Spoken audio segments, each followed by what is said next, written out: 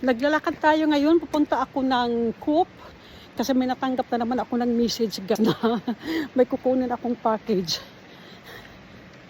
dun sa Coop. So ito ang pinupuntahan ko ngayon. Parang araw-araw na ata ako guys pumupunta ng tindahan. Minsan pag yung order ko ay guys galing sa Amazon, dinideliver sa bahay.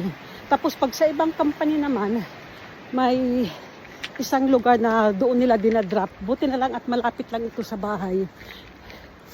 Alam nyo guys, siguro mga more than 2 weeks na hindi ako nakakita ng araw. Tingnan nyo guys, ngayong araw is may araw.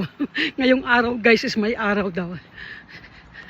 At ngayon ko lang ata ito na-experience na Christmas, I mean December 17 na ba ngayon, na ganito guys, 8 degrees plus.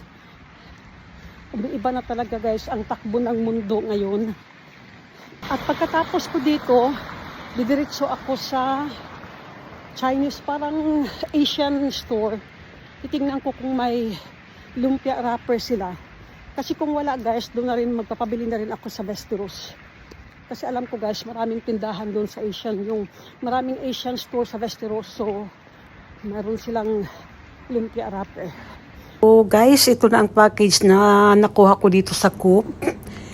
Hindi ako nag-expect na ganito kalaki guys. Super bigat, kaya kailangan ko muna umuwi ng bahay.